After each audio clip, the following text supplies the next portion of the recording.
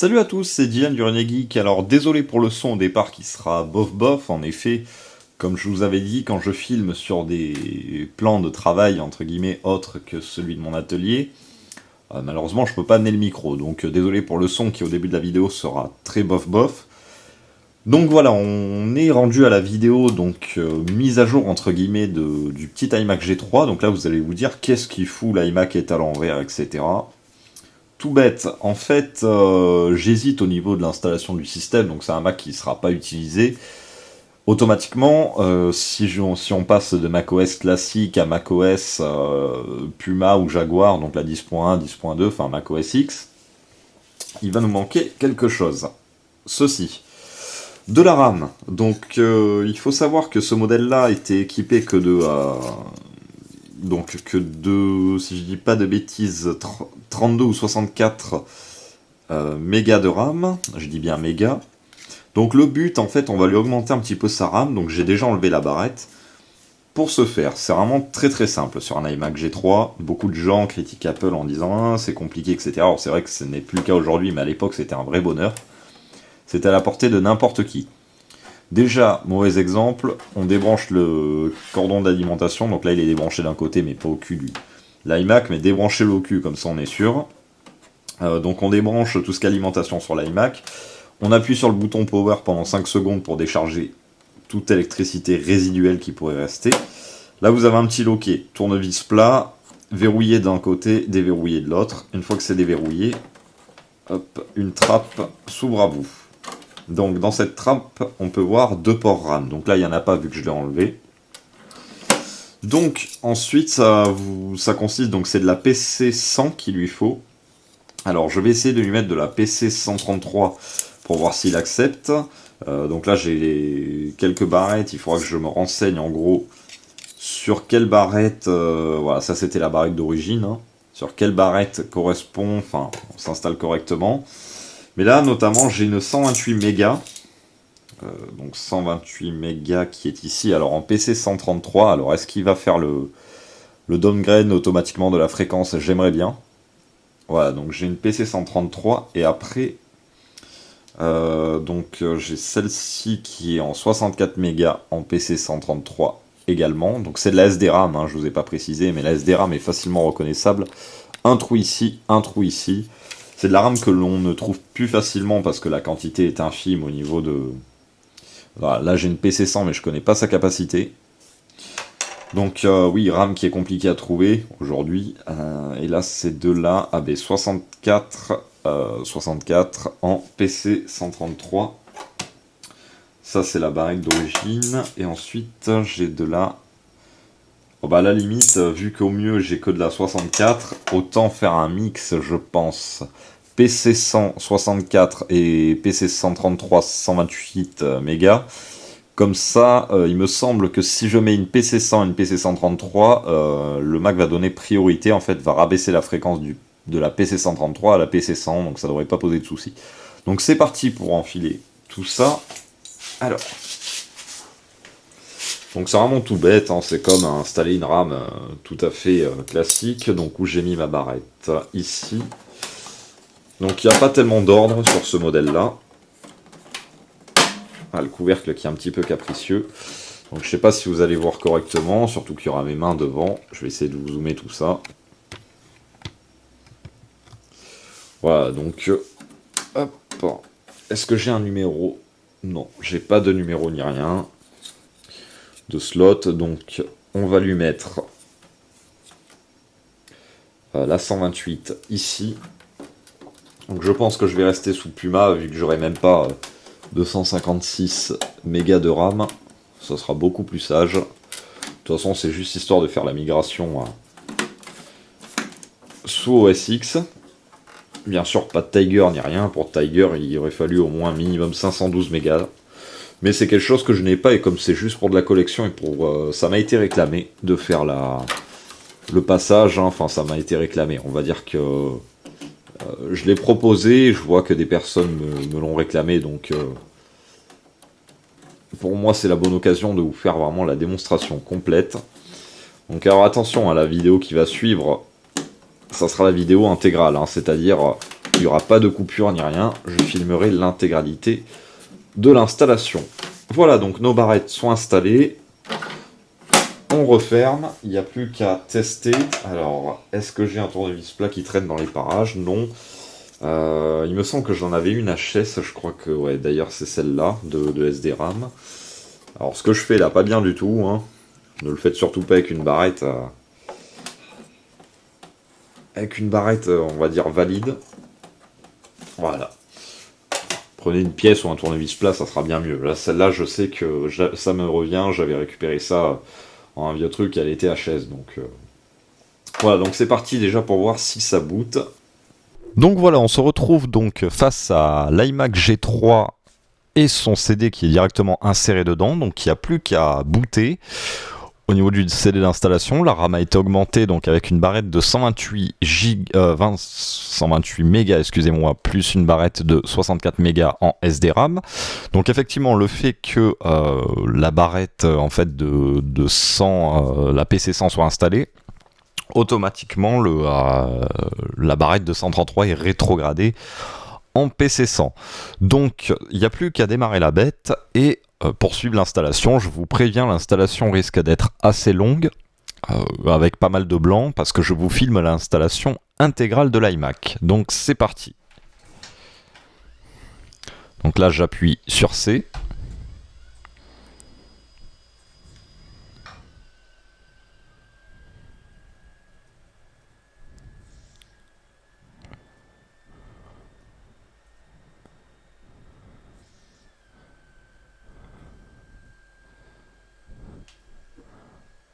Alors, chose qui est bizarre, j'ai l'impression qu'il a du mal. Le disque dur s'est arrêté.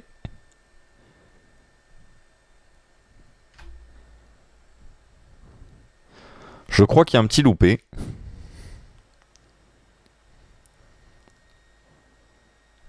Bon, on va faire un reboot à l'arrache.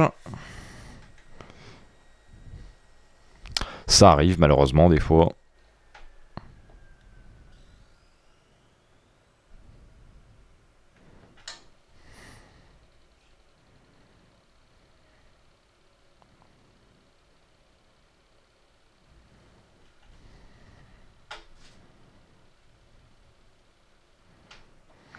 Je crois qu'on est face à un autre problème.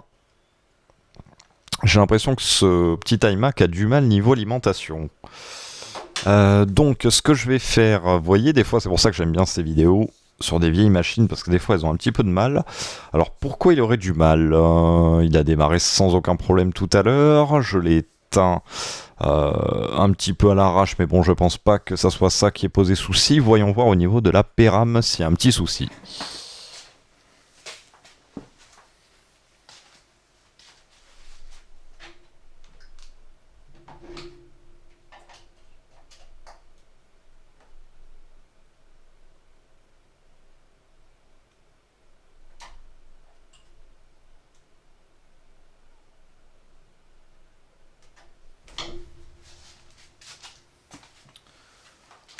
Donc, la PRAM, etc. ont été réinitialisées.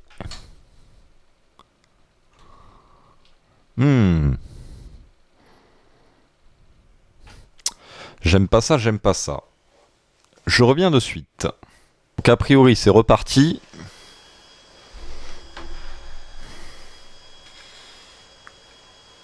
Je crois que cet iMac a quand même soit des soudures sèches, soit des problèmes au niveau de l'alimentation. C'est effectivement, il a du mal, j'ai l'impression, à charger sa THT. La THT, pour ceux qui ne savent pas, c'est tout ce qui est écran, la partie écran. Hein. Donc effectivement, j'avais le voyant d'alimentation qui clignotait un petit peu, ça on le voyait pas trop. Mais il a eu un petit peu de mal.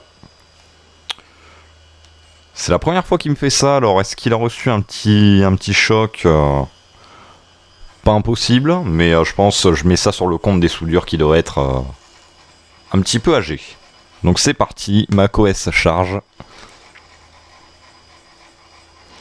Alors j'espère que mon clavier universel Logitech avec le trackpad intégré sera bien reconnu. C'est bon, c'est reconnu. C'est vraiment pratique ces claviers, c'est ce modèle-là que j'ai Donc Mac OS X, je tiens à préciser que là on est sur un iMac type manche-disque. Donc ce type-là. Je tiens à préciser que les iMac avec le tiroir en lecteur CD, de base il faut faire une mise à jour firmware si vous êtes en Mac OS 9 dessus. Attention à ne pas directement installer Mac OS X, vous risquez de le planter. Donc pensez à bien faire la mise à jour firmware. Donc c'est parti. Donc on arrive sur l'utilitaire d'installation, donc utiliser le français, continuer. Alors, ouvrir utilitaire disque, déjà on va commencer par ça. Ouais, je pense que c'est juste à l'allumage qu'il y a des petits soucis parfois, parce que là ça a l'air stable, j'ai le lecteur CD en plus qui tourne à plein régime, donc qui consomme un petit peu sur la lime. L'écran qui est allumé, j'ai pas le moindre souci visiblement, donc je pense que c'est juste uniquement à l'allumage. Pas quelque chose de méchant. Alors, donc on peut voir que le lecteur est un LG, donc effacé. Et on va dire Macintosh HD.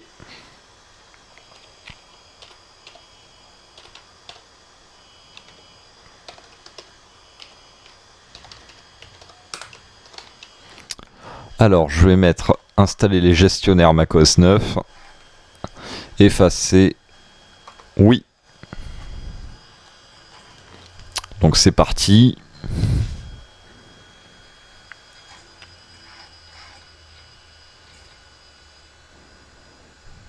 Alors je sais pas si c'est le lecteur CD finalement qui donne cette impression ou pas, mais j'ai l'impression que le disque dur accélère et décélère de temps en temps. Donc il a fini là. Est-ce qu'il a fini? J'ai pas une message de...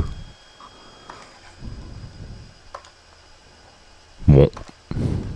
Il doit avoir fini, il me semble pas avoir une message. Après bon, malheureusement ça a peut-être eu été le cas, j'ai peut-être pas fait gaffe. Donc on continue, je vous épargne la lecture de la licence.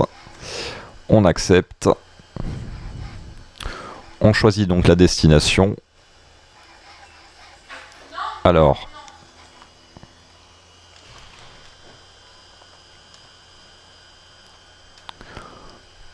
Donc pas besoin de l'initialiser ni rien.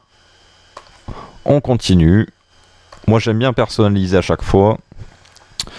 Donc le disque dur est vraiment tout petit, donc si on peut rogner un petit peu d'espace, on va le faire. Voilà, donc taille installée approximative, on a à peu près 1 giga 1 au niveau de l'installation. Donc c'est parti. Donc là, on est prêt pour une petite installation du système.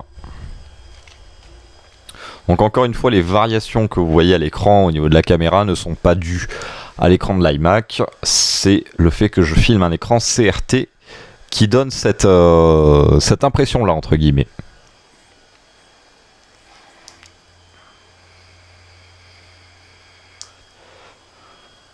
Donc là, ça va être un long moment pour vous, pour ceux qui veulent voir comment se passe une installation de OS X de A à Z, parce qu'il n'y a pas grand-chose à dire. Juste à attendre.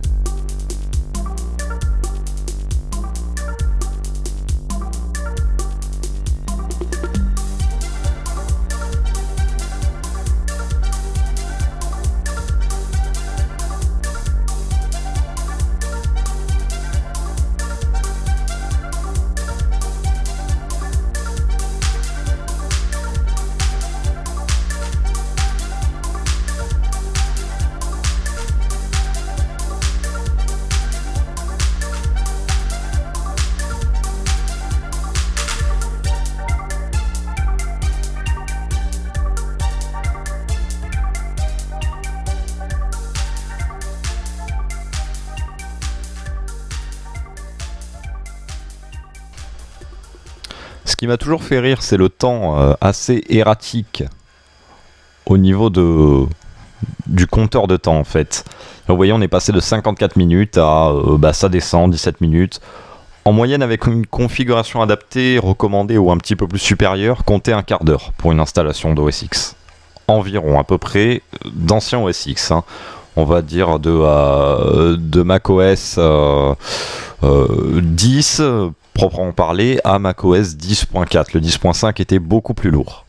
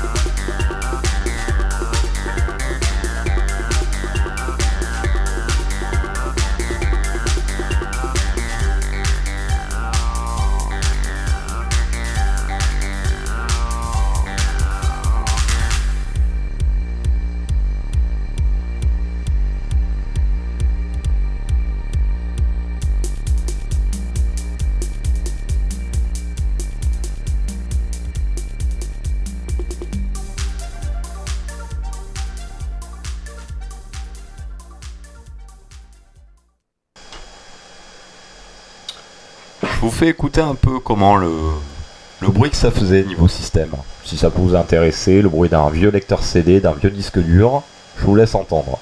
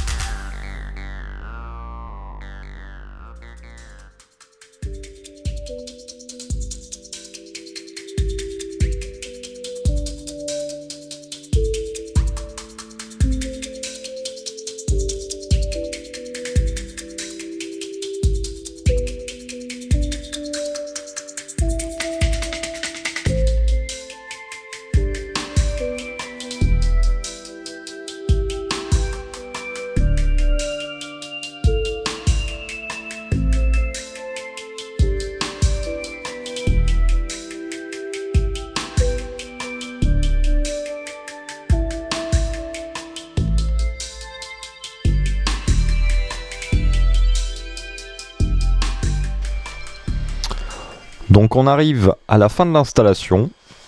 Voilà, donc on est environ là à 15 minutes de tournage de vidéo, donc voilà, grosso merdo, on est dans les temps que je vous avais dit. Donc là il est au niveau du nettoyage de tout ce qui est fichiers temporaires, etc.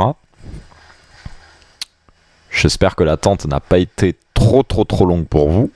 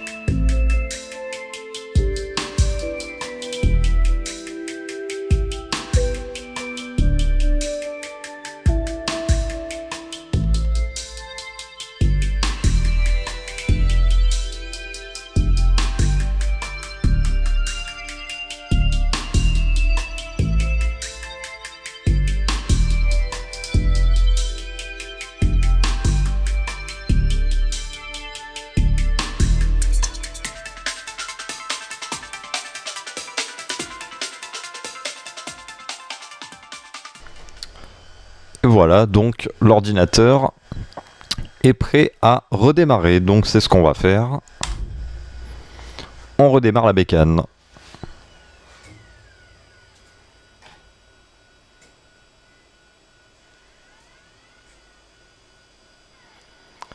Donc il n'a pas de mal à s'allumer.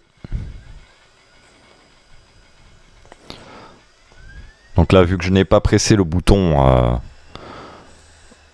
CD, là, normalement il démarre pas depuis le CD. Donc oui, macOS Puma était encore un système là où on avait que ce petit icône là, plus la roue multicolore hein, quand il bootait. Hein. Pas de pomme avec le cercle encore. Hein.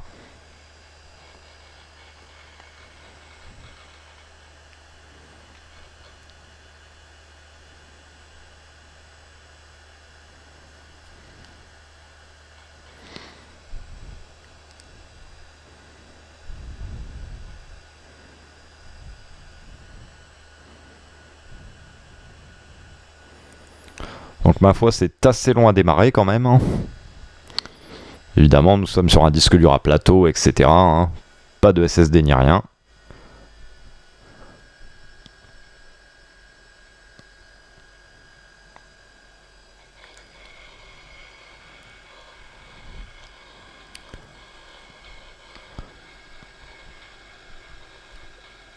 Alors, vous allez sûrement pas entendre, mais alors le disque dur gratte comme un âne.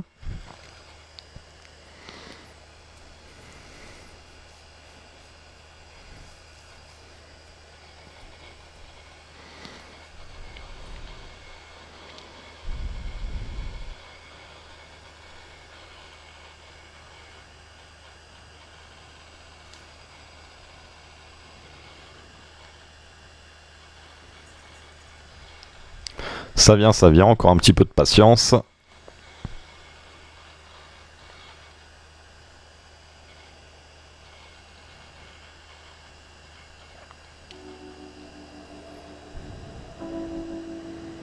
Alors je sais pas si vous allez entendre.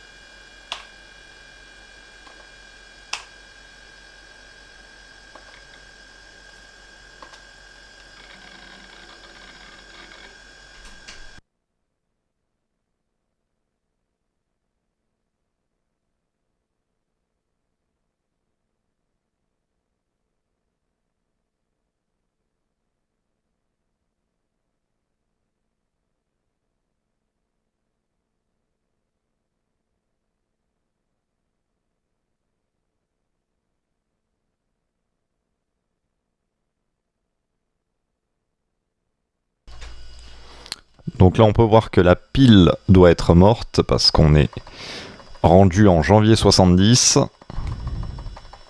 Donc c'est parti pour régler ça temporairement. Hop, oh là, pas si loin, pas si loin.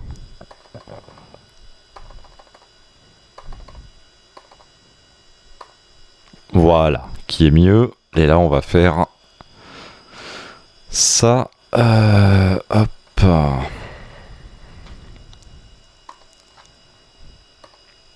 Et là, ça, c'est pas grave. Hop.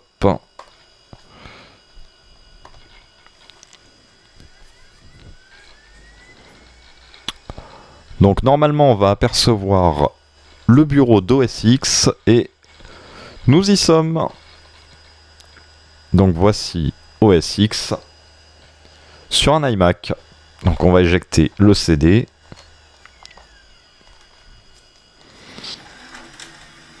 Et voilà. Et on se retrouve de suite pour une présentation un petit peu plus détaillée d'OSX. Donc sous ce macOS, donc qui est macOS Puma, déjà on va aller dans à propos de ce Mac. Donc voilà, nous sommes en présence de macOS Puma en version 10.1, 192 mégas de RAM d'installer, et c'est un PowerPC bien entendu G3 cadencé à 350 MHz qui est d'installer dessus. Au niveau des préférences système qui se trouvait également dans le dock. Donc ça ressemblait à peu près à ce qu'on connaît encore aujourd'hui, donc de ce côté-là, il n'y a pas trop eu d'évolution. Au niveau des fonds d'écran, ma foi, c'était des fonds d'écran assez simplistes, mais on avait quand même des fonds d'écran pour l'époque, hein, je rappelle par rapport à macOS 9, qui étaient relativement bien. Regardez quand même le temps de latence, le temps que le disque dur charge toutes les données. Donc on va mettre la petite coccinelle. Donc, on avait toutes ces résolutions qui étaient disponibles. Voilà, donc, pour moi, quelque chose qui me paraît assez élevé, 95 Hz pour le 800 par 600. Étant donné que la CRT est assez fatiguée, je ne vais pas la faire travailler plus que ça, où l'alimentation est assez fatiguée.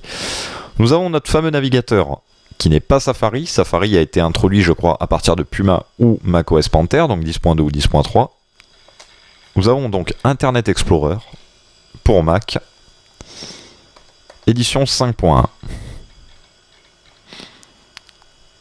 qui ressemblait donc à ça. Beaucoup de personnes sur Mac l'ont connu. C'était relativement une usine à gaz. iTunes ensuite avait cette tête là, donc on va accepter tout ce qui est contrat de licence, etc. iTunes qui était quand même beaucoup plus sympa que la version sous macOS 9. Alors là, je sais pas ce qu'il me fait, non. Ça sert à rien de rechercher, il n'y a pas de fichiers musicaux sur l'ordi. Ensuite, on avait iMovie, donc qui est un peu le Windows Movie Maker du PC, entre guillemets, enfin du Mac. Hein.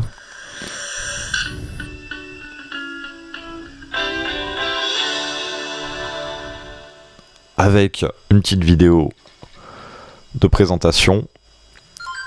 Et nous avons un petit plantage. On va essayer de relancer ça.